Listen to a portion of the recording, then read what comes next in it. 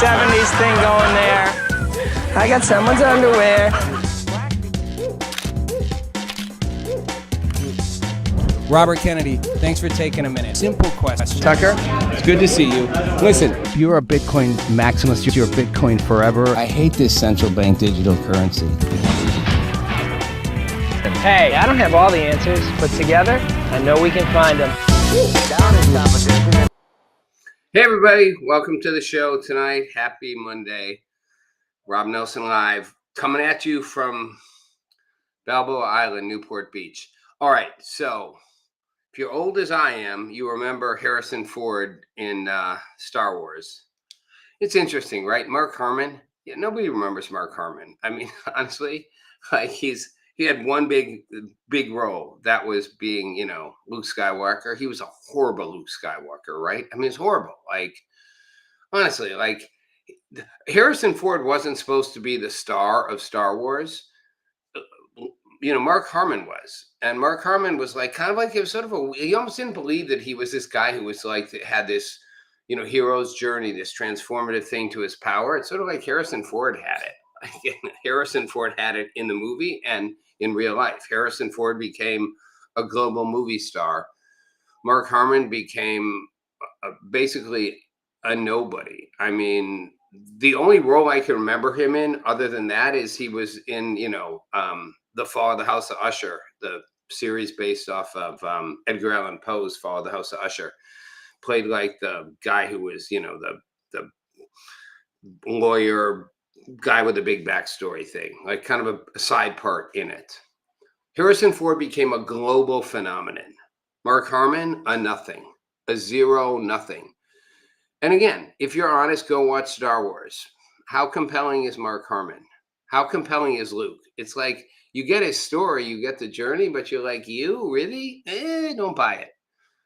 Harrison Ford, like, I buy it. Like, yeah, that's who you are. So then, of course, Indiana Jones and all that, and the rest is history. So Indiana Jones, Harrison Ford, Indiana Jones, big liberal, fine, good. Again, I'm going to get into this. This thing about having people, I'm adjusting my hat, having people left, right, center. Who cares at this point? We'll get to that. Like, it doesn't really matter where you sit on the political spectrum. It should not define us. Jon Stewart, I'll get to that, basically had a version of this. But Indiana Jones, Harrison Ford, told The Guardian, he doesn't, quote, know of a greater criminal in history than Donald Trump. Okay. And this is because he's failing to address climate change. Okay, sidebar. Climate change has become, climate change is real. The planet's going down. Like, how much of it's us? How much of it's, the mechanics of the universe and, eons of time? I don't know. We're a big part of it. We're eating, raping, devouring the planet 100%. Like, will we destroy it? Well, no, we'll destroy ourselves and it will survive in its own way. But sure, fair enough. But climate change is also not the be all and end all. I mean, climate change is a kind of abstract, long-term thing that you can talk about like for the next generation and the next generation and the next generation. If you're Harrison Ford, great. Yeah, your next generation is fine. Your next 5 generations are fine. If you're trying to put food on the table, if you've got 2 kids, if you've got 3 jobs, like climate change is sort of secondary. You're like, yeah, but I need gas to be cheaper. I need to be able to pay my rent. I got to feed my kids. I got to make sure they get through school. Like, it just doesn't apply. It's like, yes, we're all going to die. So we want a better world. Yeah. So feel good. Put your recycling in the bin that's going to get tossed in the ocean and the dolphins will eat it anyway. Like, at some point, wake up, people. Climate change is not the biggest existential threat of the world. It is probably an existential threat to humanity eventually. But the biggest existential threat we face right now, in the term that we can live in, is that we're devouring ourselves from the inside out. And AI is probably our biggest existential threat because it's going to just get tired of us. So anyway, back to Harrison Ford. Trump doesn't have policies. He has whims. He says it scares the shit out of me. The ignorance, the hubris, the lies, the perfidy. Perfidy, look that one up. He's like, Trump knows better, but he's an instrument of the status quo and he's making money hand over fist. The second part's true. He's making money hand over fist. The notion that he's an instrument of the status quo is almost comical. It's like literally, he's like the status quo literally is like having heart attacks every day. He's so not an instrument of the status quo. And it's kind of ironic that you can accuse someone of being the instrument of the status quo at the same time as that person is being accused of literally disrupting the status quo in every direction possible.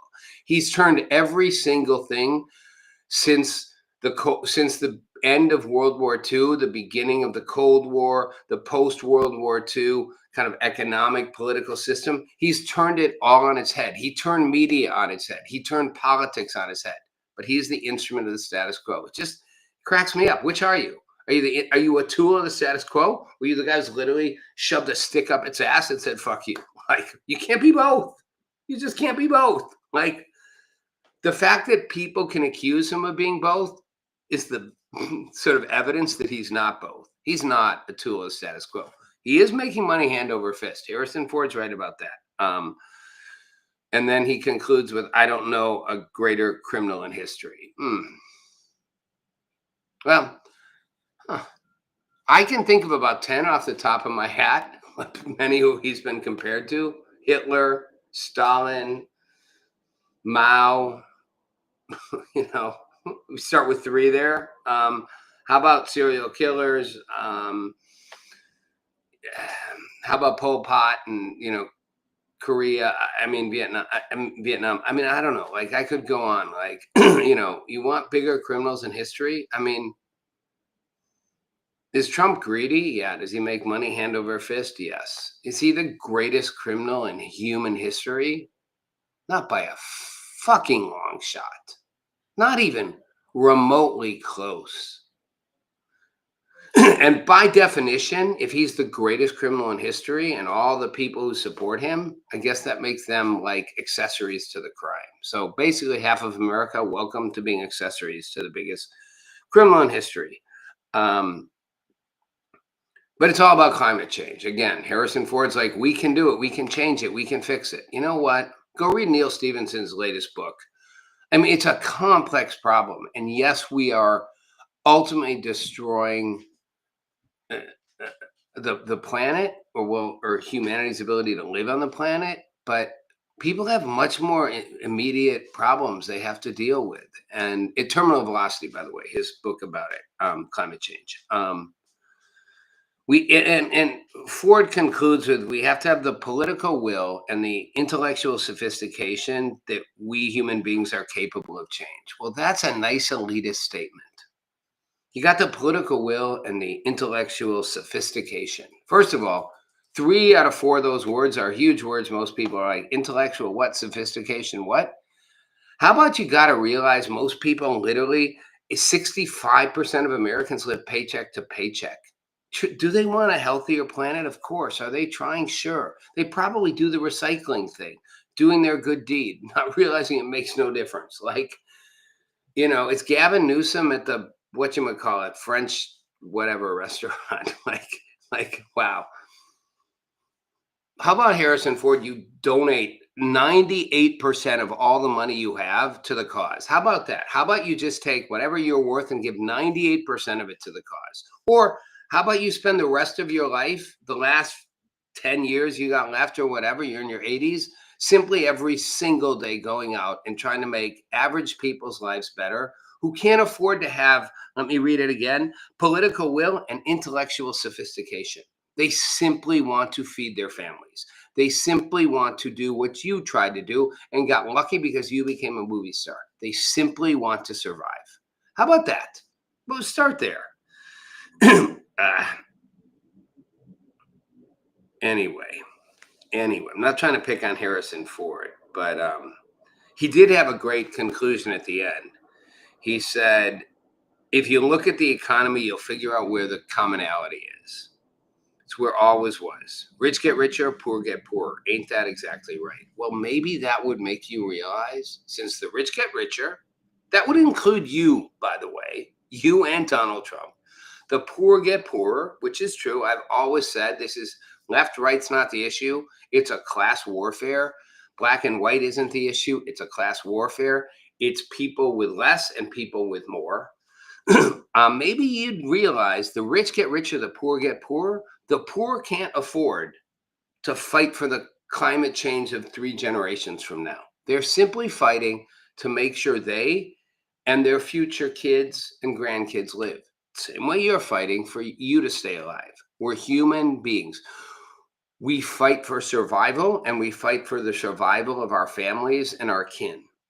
So if you're the poor, you're fighting for that. So if you care about the poor getting poorer, maybe realize the existential crisis is that, not climate change. And Donald Trump, while he might be somebody who is, getting richer hand over fist, is not the biggest criminal in human history. Not by a long shot. Not by any measure you can come up with does he come close to the biggest criminal in human history. All right. Speaking of which, Donald Trump bringing the National Guard to Portland. This has fascinated me because, Portland's had its riots, and I love the left-leaning media is like, oh, it's a peaceful protest. Cars are burning, buildings are burning. That said, they're not like the whole city shut down. You go to Portland, you never see the riots if you didn't want to. Like, it ain't like the whole place is burning. A district court judge, Corinne Immergut, temporarily blocked the Trump administration from sending in the National Guard to Portland. So the government failed to justify what it was doing. So the injunction, quote, will remain in effect until this court issues its final opinion on the merits by Friday, November 7th, this Friday, no later than 5 p.m., very punctual. Basically, the judge said, look, there's no credible evidence that Portland needs to be federalized, that there's a riot, that there's, the protests are out of control and involve, quote, more than isolated or sporadic incidences of violent conduct. No serious injury to federal personnel. And she based it on local law enforcement who said they had it under control. I mean, first of all, it's interesting when, as a judge, you're saying, well, I don't really buy that, these protests are out of control or have been anything other than isolated and, quote, isolated and sporadic incidences of violent conduct. Well, they're not isolated and they're not sporadic. They are violent. They're not widespread. The whole city is not falling apart, the whole city is falling apart, but that's a separate issue. And it's fair to base it on local law enforcement going, the basis for bringing in federalizing the National Guard is that there's a rebellion. She's like, no way does these protests lead to an all-out rebellion. I think that's accurate. I don't think these protests in Portland suggest that there's an all-out rebellion. And the Trump administration was leaning into a legal basis to claim, hey, we got to federalize the National Guard because there's an all-out rebellion. No, it's not an all-out rebellion. Any more than January 6th was an insurrection that would topple the U.S. government. Both sides try to have it their way when they want it. January 6th was not the insurrection that was the rebellion that would end the U.S. government. And Portland's riots are not a rebellion. It's like the democracy's falling apart. Got to nationalize nationalize the state guard. Like, no, Portland's going to be fine. Well, Portland's not going to be fine, but not because there's violent protests around ICE. Portland's not going to be fine because they got a whole lot of policies that don't work. But there's no rebellion. So the judge isn't wrong. There is really no rebellion, and the protests in Portland are, like she said, likely not a rebellion and likely do not pose a danger of rebellion. She's right. 100%. And she's right. The political right should recognize that the same way you didn't want the left to call January 6th a rebellion and insurrection that would topple the government, you're like, yeah, it's a bunch of people who started rioting and acted inappropriately and stormed the Capitol. And there's a whole lot of stuff we don't know. How much was the FBI involved? Who let it happen? Why didn't they deploy that? Why didn't Nancy Pelosi allow the deployment of the National Guard? All that's fair. But it wasn't the end of the U.S. government. It wasn't, we almost toppled America. Nope. And the protests in Portland aren't about to topple Oregon's democracy. Does Trump need to send in the National Guard? No. It's a political power play. He doesn't need to. And this is where I feel like the whole conversation with Donald Trump has to kind of go to the next level. I mean, those who support him and believe in him treat him almost like a god, like he's like a Jesus-like figure. He can do no wrong. And he's doing a lot of wrong. Now, he's also doing a lot of right. He's doing a lot of right. Economically, he's so on track, it's scary. His tariff policy that everyone said would destroy America has not only not destroyed us, it's made us stronger. I've said it before. He's built America's strength economically, politically, united the alliance of NATO, managed to start making a temporary peace in the Middle East, trying to navigate Ukraine and Russia. He's done an enormous amount right. But he does have a lot of hubris. Everything he touches, he thinks is perfect. And he's also, he's profiting. He's selfishly profiting. And that has come at the expense of, well, again, I would personally say the immigration policy is where he is at risk of perhaps doing, in some ways, the greatest harm he can do to America. This notion that you will, and he's losing popularity. And I think it's kind of partly because of the media onslaught against him still, but partly because I do think people have an intuitive sense that it's like, there's a certain hatred that it feels like or just being right. Like, we're not doing enough. Let's round up more people. Let's deport more people. It's sort of like, stop. Just stop. Yes, you said you would remove illegal immigrants from the United States, as you should. Yes, Joe Biden, you let them flood the border and caused a catastrophe. Yes, the balance needs to be reset. You need to get all kinds of bad people out of the country, and you need to get a lot of people out who came in the last couple of years. But you don't need to uproot families, lives, communities. You don't need to be the Gestapo. And that's where Donald Trump may go too far. His hubris may take him too far. Jon Stewart's wrong that he's the biggest criminal in history. He's not wrong that he's profiting hand over foot and that he's got a lot of hubris. And, I don't know that there's any stopping Donald Trump from this path, but Mr. President, if you want to be remembered as a great leader, you won't just be remembered for the accomplishments you made in helping make America stronger, prouder, more economically successful, the world more secure, all of which are huge accomplishments. You'll also be remembered for your compassion and where you recognized where there was a need to balance that with also taking care of those parts of our country and those people in our country who don't need a foot up, they need a humanity. There's a humanity in being a great leader. And your humanity, Mr. President, can come in recognizing people. You have people connected in your world who have been here for decades illegally. You don't just rip them up. That's the closest thing you could be to being a Hitler. You're not a Hitler, but it's the closest you could be for political gain. Because Hitler probably didn't really hate the Jews. It was political. Rip these communities up. Instead, find a way to foster and allow these communities to thrive and remove the bad things, remove the criminal elements, remove the people who've been here less than 5 years. Don't go after the fabric of these communities. That's where you fall down. That's where you will come up short. All right. So now I've got so many angles I want to jump in on here. It's funny, sidebar. I never realized this. The presidents fly on, Air Force One, and it's a 747 now, but it was a 707. Reagan flew the 707 more than any president, and it was decommissioned in 2001. So Clinton flew it, George Bush flew it.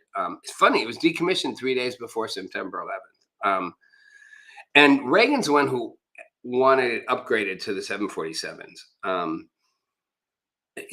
Never knew this. Like the old 707s didn't even have a bedroom. It's just nice chairs, not a lot of first class seats. Like um, the new one, the 747s, like literally like you're living in a mansion. But Nixon, Ford, Carter, both Bushes, Bill Clinton all flew on the 707s. There was a conference room, nice chairs, no bedrooms. Sidebar to a sidebar. Hamas continues to try to disrupt peace and fuck the Palestinians. There's a video of Hamas raiding a humanitarian aid truck, which of course they blame Israel for. Not this one, but they literally are blocking the relief coming to civilians. Why? Because A, they don't want the relief to get to civilians. B, maybe they're taking it for themselves. Either way, they could care less how many civilians die. I mean, Hamas is the definition of a cockroach. So, Jon Stewart, if you want to point out like the biggest criminals in history, maybe look at Hamas as like a collective criminal, or maybe the Iranian government. I don't know.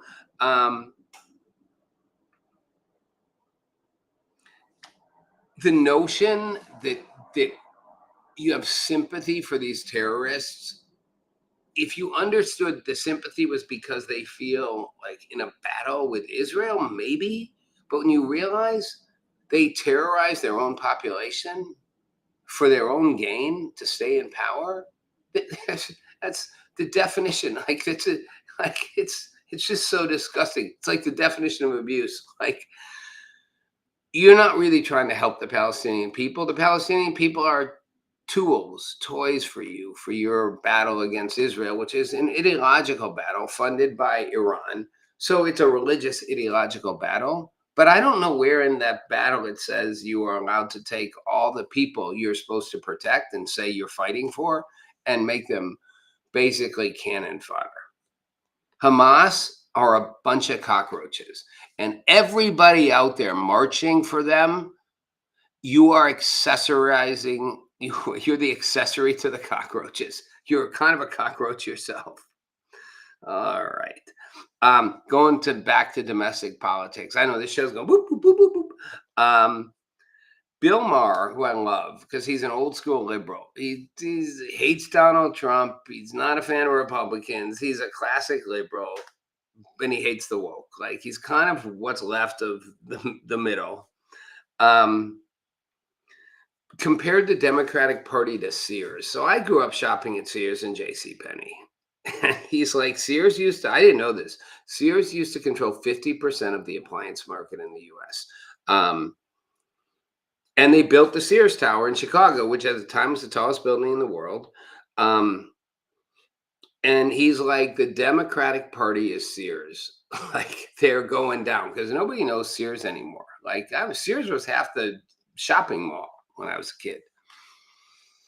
The Democratic Party has a 63% unfavorability rating. It's their lowest rating in 35 years, which is probably when they started polling. That'd be like 1990, Well, it's not when they started polling, but 63% unfavorable. Stop and think about that. That's a 37% favorable rating. Like, wow. If you're at a 63% unfavorable rating, you're beyond in deep water. You're like sunk. Like basically, your diehards believe in you. Everybody else is done with you. And your entire platform is built on anything Trump does is bad. If you're at a 63% disapproval rating, and the US government is shut down, which again, I'm fine with, by the way. Say it again, haven't noticed, but it's going to start affecting a lot of people. Personally, probably never me. Makes me wonder why I pay $1 in federal taxes because I get nothing for it.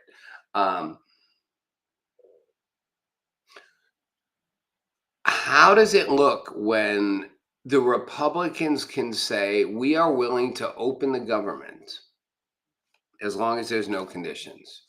Now you can say, well, Republicans control the House, the Senate, and the White House, so why don't they open the government? Well, there's this little thing called 60 votes, the filibuster. You can't open the government if you don't get 60 votes in the Senate. And Republicans don't control 60 votes. They control a small majority. So the reason the government can't open is Democrats won't vote yes to open it.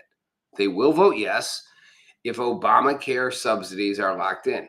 I'm not sure. It's like why they dug in on the trans thing. They're dug in on these subsidies. Meanwhile, everybody's getting fucked financially. Like, I don't care.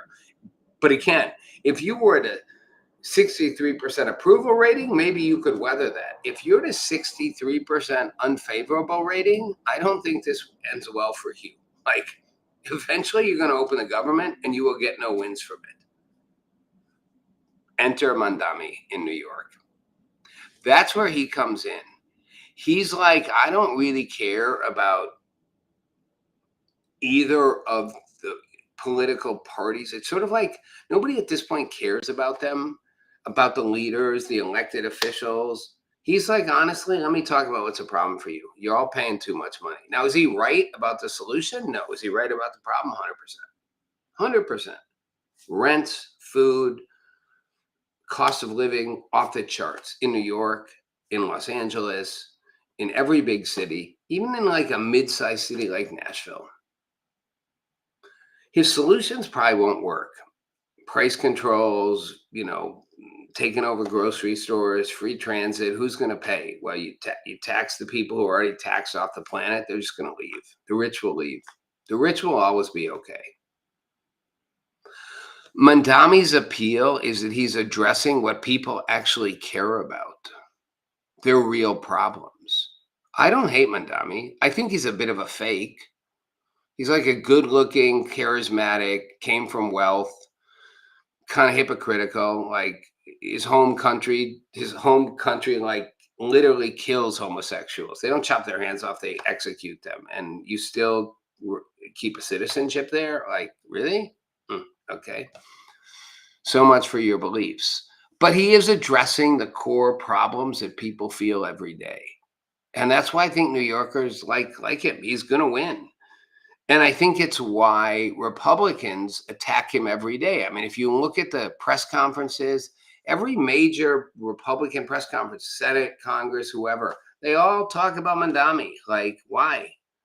Well, because he's the center of the Democratic Party right now. He's the singular piece that's actually talking about what people care about. And the Republicans are going to say, well, it's a socialist uprising. It's socialism coming to destroy us all. It's so much BS. So let me be really honest. Mandami's going to become the mayor of New York. New York is not going to fall apart. It is not going to turn socialist. It's not going to be the end of the destruction of America any more than Trump was going to be the end of the American Republic. The end of democracy. The insurrection was almost a blow to the heart of America's independence and the freedom of the republic. No. And Mandami's not the end of America. He's not the beginning of a tidal wave of destruction. New York will be just fine. New York's always just fine. New York operates on its own heartbeat. Like, it survived Bill Blasey, who was a socialist mayor. Like, it'll be fine. New York will keep stepping forward. And I think most New Yorkers, like, at the end of the day, will deal with whatever happens. But he's right in that he recognizes there's a core pain point for a lot of New Yorkers, which is life's too expensive. I can't afford food. I can't afford the cost of living. I can not afford my rent. I can't really live at an adequate level, and therefore neither can my kids. He's not wrong about that. Again, I don't think his solutions work. But, this notion on the right that, like, Mandami's, launching us, the commie socialist stuff. I just wish they'd all stop saying it. Even Sean Hannity, love you, Sean, but, the commies are coming. God, I've heard that since before I was born. The commies have been coming forever. Like in the 50s, the whole the whole purge of Hollywood, the whole, McCarthy era was the commies are coming. Ronald Reagan was a commie, by the way. He was an early commie. Then he became a conservative.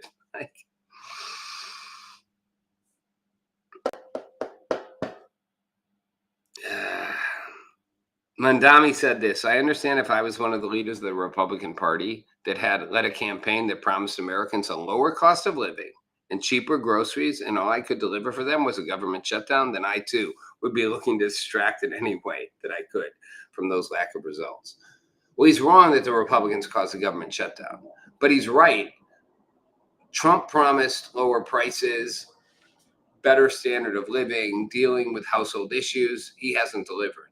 He also said, I'm going to deal with the immigration crisis. He has delivered, but now he's over-delivering, Mr. President. You are over-delivering. You don't need to figure out how to mass deport 12 million people to prove you could.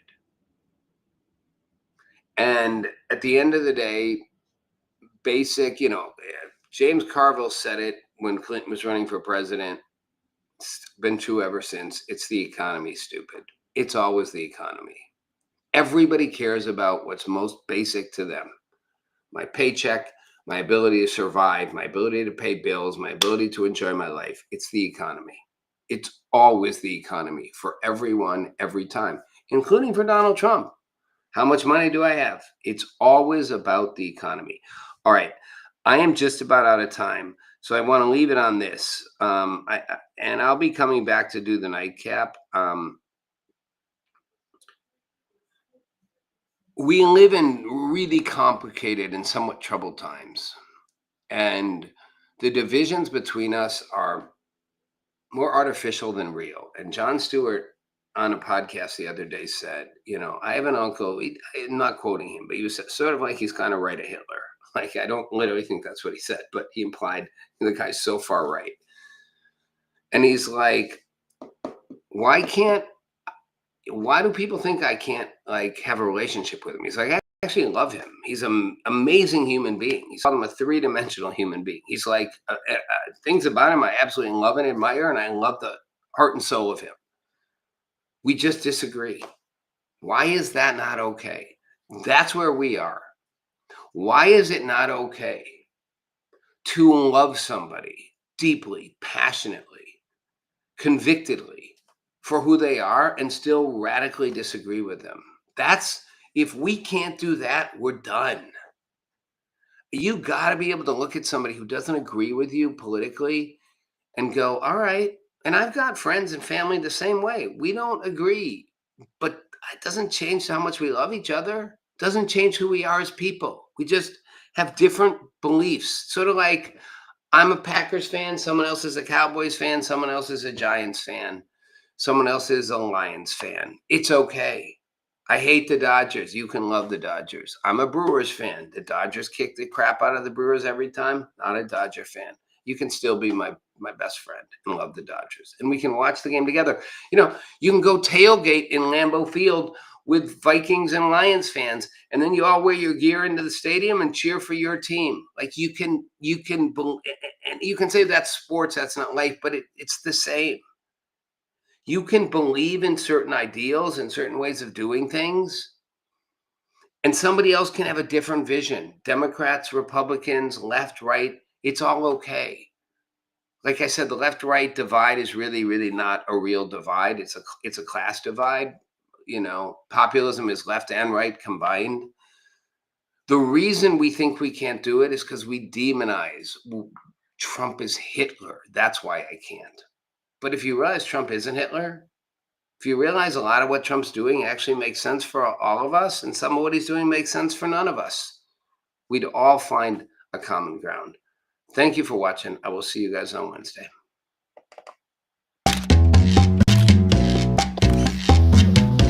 Meet Rob Nelson, talk show host. Because you got the 70s thing going there. I got someone's underwear.